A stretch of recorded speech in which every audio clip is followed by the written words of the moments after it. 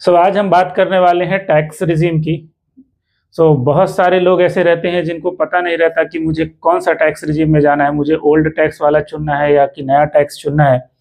और आप भी ये दुविधा में हैं, आपको भी कैलकुलेशन करना है कि कैसे मैं कैलकुलेशन करूं और किस तरीके से मेरे को कौन सी रिजीम सही है। तो आपको सारे सवालों के आज जवाब मिलेंगे। तो अगर आपने हमारा चैनल सब्सक्राइब नहीं किया है तो हमारे चैनल का नाम है टेक्निकल डिकोडर गुप्ता जी, आप जल्दी से सब्सक्राइब कर लीजिए। तो चलिए शुरू करते हैं आज का वीडियो टैक्स रिजीम पे। तो हमारे पास दो टैक्स रिजीम होती है, एक ओल्ड टैक्स रिजीम है जिसमें हमारे पास अलग अलग ओल्ड टैक्स रिजीम के हिसाब से स्लैब है, और एक दूसरा है न्यू टैक्स रिजीम जिसमें हमारे पास अलग स्लैब है। तो सबसे पहले हम स्लैब देखते हैं कि कौन से स्लैब हैं और क्या क्या डिडक्शन किस में पॉसिबल है। ओल्ड टैक्स रिजीम में हमको कौन सा डिडक्शन मिलता है, न्यू टैक्स रिजीम में हमको कौन सा डिडक्शन मिलता है। तो चलिए हम चालू करते हैं।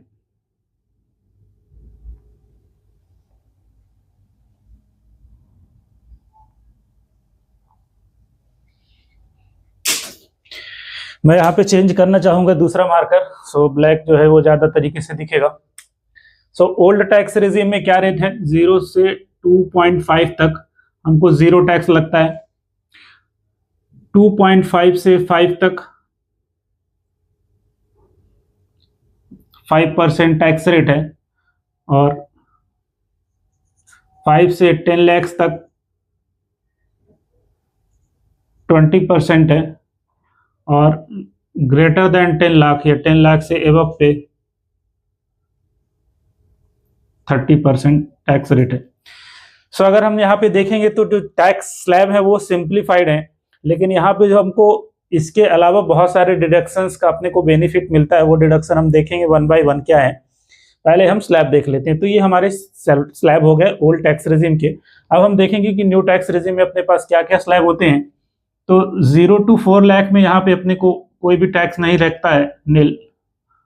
4 से 8 लाख 5%, 8 से 12 लाख पे 10%, 12 से 16 लाख पे अपने को लगता है 15%, 16 से 20 पे 20%, 20 से 24 पे 25%, और 24 से अगर ग्रेटर है तो अपने को 30% जो है टैक्स रेट लगता है। तो यहाँ पे अगर आप देखेंगे तो यहाँ पे अपने पास सिर्फ बेसिकली 3 ही टैक्स के स्लैब हैं, 5%, 20% और 30%। यहाँ पे आप देखेंगे तो 5, 10, 15, 20, 25, 30 इस तरीके से अपने पास टोटल 6 स्लैब हो जाते हैं। ठीक है, तो ये सिंप्लीफाइड हो गया। ओके, अब हम डिडक्शंस की बात करेंगे कि कौन कौन सा डिडक्शन जो है किस में अप्लीकेबल होता है, और हमको किस तरीके से डिसाइड करना है कि अपने को कौन सा सही रहेगा हमारे लिए। तो हम जब ओल्ड टैक्स रिजीम में जाते हैं तो हमारे पास अलग अलग से डिडक्शन रहते हैं, जैसे कि हमारे पास 80C रहता है जो इसमें मिलता है। 80C न्यू टैक्स रिजीम में एप्लीकेबल नहीं है। 80D रहता है, ये अपने को एप्लीकेबल रहता है। 80D इसमें एप्लीकेबल नहीं रहता है। उसके अलावा इसमें होम लोन जो रहता है, होम लोन की लिमिट रहती है जिसके अंतर्गत हम होम लोन को एज ए डिडक्शन में डाल सकते हैं। और चौथा इंपॉर्टेंट चीज होता है वो HRA होता है। ये चीज भी इसमें नहीं रहती, होम लोन HRA भी नहीं रहता है। और उसके बाद एक इंपॉर्टेंट चीज होता है NPS। NPS में हम इसमें एक एक्स्ट्रा अमाउंट जो है वो 80CCD के तहत अपन एक्स्ट्रा अमाउंट जमा कर सकते हैं। इसमें वो NPS CCD वाला नहीं रहता है, CCD 1 वाला, बट कंपनी के तहत अगर हम NPS कट करवा रहे हैं तो वो उसमें अप्लीकेबल रहता है। इसमें NPS के 2 सेक्शन होते हैं, तो हम उसको डिटेल में देखेंगे। तो अगर हम देखेंगे कि 80C जो रहता है इसका लिमिट रहता है 1.5 लाख। इस 80C के अंतर्गत हमारा LIC हो गया, हमारा होम लोन का जो प्रिंसिपल रहता है वो प्रिंसिपल को हम 80C के अंतर्गत ले सकते हैं। लेकिन जो हमारा जो इंटरेस्ट रहता है होम लोन का वो हम होम लोन के अंतर्गत उसका एक अलग सेक्शन रहता है। तो इसका लिमिट जो होता है वो नॉर्मल लिमिट 2 लाख तक का रहता है।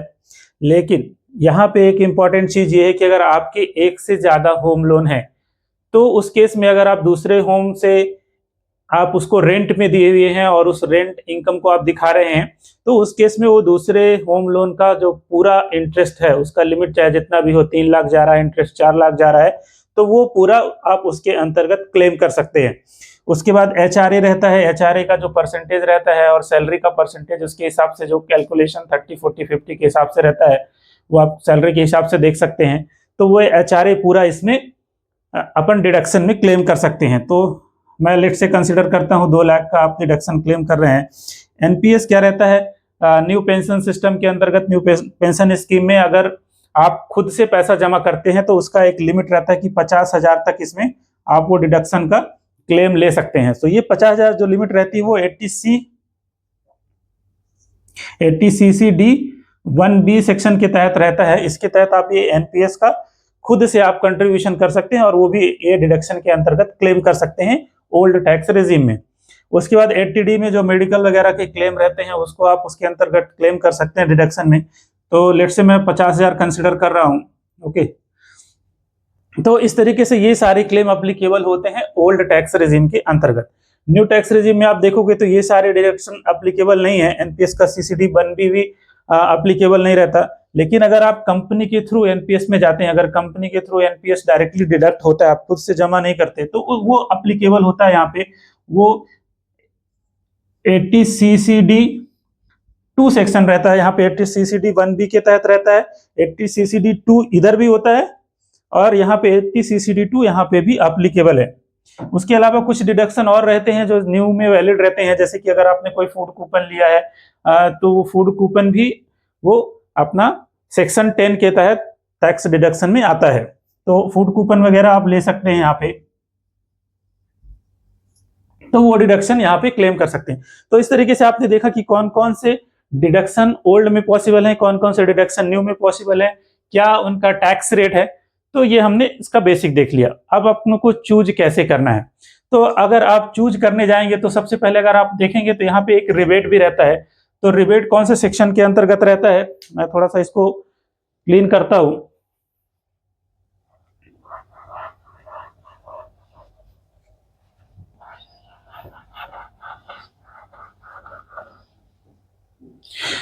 यहाँ पे ओल्ड टैक्स रिजीम में अपना स्टैंडर्ड डिडक्शन रहता है, स्टैंडर्ड डिडक्शन 50,000 का रहता है। और न्यू टैक्स रिजीम में स्टैंडर्ड डिडक्शन जो रहता है वो 75,000 का रहता है। जो एक्स्ट्रा डिडक्शन रहता है इसके अलावा जो सिर्फ सैलरीड क्लास के लिए मिलता है। तो ये एक सबसे इंपॉर्टेंट चीज है, यहाँ पे डिडक्शन थोड़ा कम है, यहाँ पे 25,000 डिडक्शन एक्स्ट्रा है। उसके अलावा रिबेट रहता है जो 87A के तहत रहता है। तो न्यू टैक्स रिजीम में अगर आपकी सैलरी 12 लाख तक है तो आपको 87A के तहत उसका रिबेट मिल जाएगा और 12 लाख तक की इनकम पे आपको 0 टैक्स लगेगा। अगर 12, अब जब मैं यहाँ पे कहता हूँ 12 लाख तक 0 टैक्स लगेगा, इसका मतलब ये नहीं है कि 15 लाख है आपकी सैलरी तो भी आपको 0 टैक्स लगेगा 12 लाख तक पे। अगर आपकी सैलरी 12 लाख से ऊपर जाती है, जैसे 13 लाख या 14 लाख है, तो वो एक्चुअल जो रेट जो मैंने बताए हैं उसके हिसाब से वो टैक्स कैलकुलेट होगा। उसके बाद यहाँ पे 87A के तहत यहाँ पे भी रिबेट मिलता है, लेकिन यहाँ पे सिर्फ वो 5 लाख तक की आय पे रिबेट मिलता है। तो अगर यहाँ पे 5 लाख तक की इनकम है तो आपको 0 टैक्स देना होगा। तो ये ओरिजिनल है जबकि आपका कोई भी यहाँ पे डिडक्शन आपने क्लेम नहीं किया है। तो ये हो गया रिबेट की बात। तो सबसे इंपॉर्टेंट चीज है कि अगर आपकी सैलरी यहाँ पे 12 लाख तक हो गई है, ओके, 12 लाख तक अगर आपकी सैलरी हो गई है तो आप न्यू टैक्स रिजीम में जा सकते हैं। सिंपल सी बात है। अगर आपका कोई भी यहाँ पे 80C 80D home loan HRA NPS किसी भी तरीके से आपका डिडक्शन नहीं है, आप इन्वेस्टमेंट नहीं करना चाहते हैं, आपके पास होम लोन नहीं है, आपके पास सिर्फ एचआरए है जो आप क्लेम कर सकते हैं, एनपीएस नहीं है, तो आप क्या करेंगे? अगर आपकी आय 12 लाख तक है तो आप सीधा न्यू टैक्स रिजीम में जाइए, आपको सोचने की कुछ भी जरूरत नहीं है। अब हम उसके आगे की आय पर जाते हैं। अगर किसी की आय 15 लाख है, किसी की आय 20 लाख है, किसी की 25 लाख है, तो उस केस में अपने को क्या करना है? तो सबसे पहले हम देखते हैं कि हमने इतने सारे डिडक्शन क्लेम किए हैं। तो लेट से इसकी मैक्सिमम लिमिट 1.5 लाख है, ये हमने 50,000 क्लेम किया, ये 2 लाख क्लेम किया, 2 लाख। तो इसको अगर आप सम करेंगे तो यहाँ पे 2 लाख, ये 2 लाख 4 लाख और ये 5 5.5 और ये मिला दिया तो लगभग 6 लाख का डिडक्शन है यहाँ पे। तो यहाँ पे 6 लाख का अगर आप डिडक्शन क्लेम कर सकते हैं तो कि कई बार क्या होता है कि लोगों का होम लोन नहीं रहता तो वो 2 लाख कम हो गया। कई बार लोग पूरा 1.5 लाख इन्वेस्टमेंट तो कर लेते हैं लेकिन वो एटीडी और ये सीसीडी वन भी ये 50,000 का एक्स्ट्रा इन्वेस्टमेंट नहीं कर पाते तो वो अमाउंट कम हो जाता है। तो मैं ये बताना चाह रहा हूं कि अगर आप 6 लाख तक का इन्वेस्टमेंट कर लेते हैं और अगर आपकी आय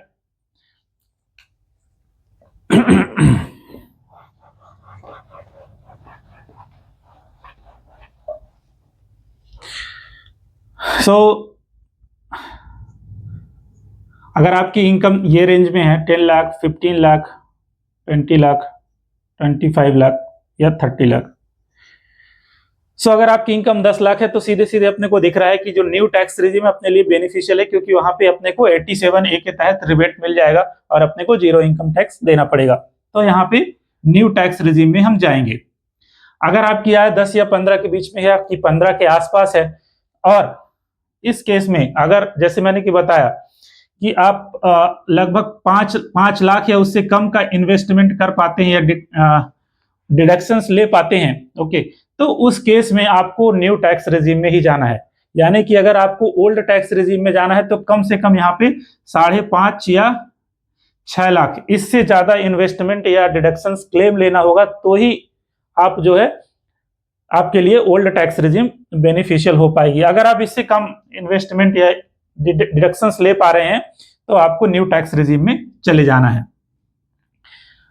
उसके बाद अगर 20 लाख, तो अगर 20 लाख के आसपास इनकम है तो अगेन आपको पूरा वो कैलकुलेशन करना है, एचआरए कितना है आपका, एटीसी कितना है, एटीडी कितना है, होम लोन अगर आप कर पा रहे हैं कि नहीं कर पा रहे हैं, तो उसके हिसाब से अगर मैंने कैलकुलेशन करके देखा हुआ है, यहाँ पे पूरा कैलकुलेशन बताऊंगा तो बहुत लंबा वीडियो हो जाएगा, इसलिए वो मैंने कैलकुलेशन पहले से करके रखा हुआ, इसलिए बता रहा हूँ कि जैसे 15 लाख में लगभग 5.5 के आसपास अगर आपने क्लेम किया है तो उस केस में ओल्ड टैक्स और न्यू टैक्स रेजिम में बराबर टैक्स बैठता है। इसलिए मैं कह रहा हूं कि अगर आप 5.5 लाख से ज्यादा उसका डिडक्शन ले पा रहे हैं तो ही आपके लिए ओल्ड बेनिफिशियल रहेगा, अदरवाइज न्यू ही बेनिफिशियल रहेगा। उसके बाद अगर आपकी 20 लाख के आसपास है तो इस केस में आपको लगभग वो 7 लाख का इन्वेस्टमेंट या डिडक्शन लेना पड़ेगा। तो जैसे हमने बेसिक अभी कैलकुलेशन देखा है तो वो सिर्फ 6 लाख तक का आ रहा है। अगर आपका एक और होम लोन है या कि आप कुछ एक्स्ट्रा जैसे कि घर में अपने छोटा घर लिया हुआ है तो उसके लिए एक्स्ट्रा होम लोन का डिडक्शन मिल रहा है आपको 1.5 लाख या 2 लाख का, तो उस केस में अगर आप 7 लाख तक डिडक्शन लेकर जा पा रहे हैं तो उस केस में आपको ओल्ड रिजीम में जाना है। अगर 7 लाख से कम है तो आपको न्यू टैक्स रिजीम में ही जाना है। अगर 7 लाख से कम है तो और आपकी इनकम 20 लाख है तो इस केस में ये न्यू टैक्स रिजीम है वो बेहतर रहेगी। ऐसे 25 लाख में लगभग वो 7.5 और यहाँ पे लगभग 8 लाख तक का पहुंच जाता है। तो इस तरीके से हमने देखा कि किस केस में अपने को कौन सा टैक्स रिजीम जो है वो ज्यादा बेहतर रहेगा। अगर आपकी इनकम 10 लाख है तो आप नया टैक्स रेजिम में जाइए, आपकी इनकम 15 लाख है और आप लगभग 5.5 लाख से ऊपर का इन्वेस्टमेंट या डिडक्शन ले पा रहे हैं तो ही ओल्ड में जाना, नहीं तो न्यू में जाना है। आपकी इनकम 20 लाख के लगभग है तो 7 लाख का डिडक्शन आपको क्लेम करना है या उससे ज्यादा करना है तो ही आपको ओल्ड में जाना, नहीं तो आपको न्यू में जाना है। 25 के आसपास है तो आपको लगभग 7.5, 30 के आसपास है तो लगभग 8 लाख अगर आप डिडक्शन क्लेम कर पा रहे हैं तो ही ओल्ड में जाना, नहीं तो आपको नया टैक्स रेजिम जो है वो बेनिफिशियल रहेगा। ये तो हुआ कि हमको किस तरीके से चुनाव करना है ओल्ड या न्यू में।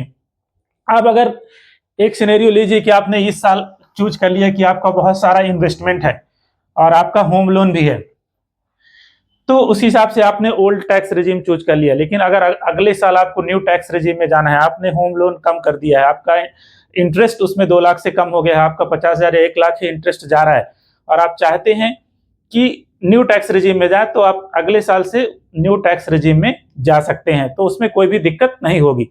और उसके बाद अगर आपने अगेन फिर से कोई नया होम लोन लिया और आप अगर फिर से चाहते हैं कि न्यू टैक्स रेजिम आपको सही नहीं लग रहा, फिर से ओल्ड में जाना चाहते हैं, आपने 2 होम लोन ले लिया है, 2 होम लोन का बेनिफिट लेना चाहते हैं, तो अगेन आप न्यू से ओल्ड में स्विच बैक कर सकते हैं। तो अगर आप प्रोफेशनल नहीं है या आप बिजनेस आपका कोई खुद का बिजनेस नहीं है, तो उस केस में आप न्यू वर्सेस ओल्ड या न्यू में हर साल स्विच कर सकते हैं। आप अपने बेनिफिट के हिसाब से कभी भी किसी भी साल स्विच कर सकते हैं। लेकिन अगर आप प्रोफेशनल और बिजनेस है, तो अगर आप एक बार ओल्ड से न्यू में चले गए तो आप वापस से न्यू से ओल्ड में नहीं जा पाएंगे। तो ये चीज आपको ध्यान रखनी है। अगर आप सैलरीड क्लास हैं तो ही आप कितनी बार भी स्विच कर सकते हैं अपने कन्वीनियंस के हिसाब से। तो आशा करता हूं मैं इस तरीके से आपको ये चीजें समझ में आ गई होंगी कि कब अपने को ओल्ड में जाना है, कब अपने को न्यू में जाना है।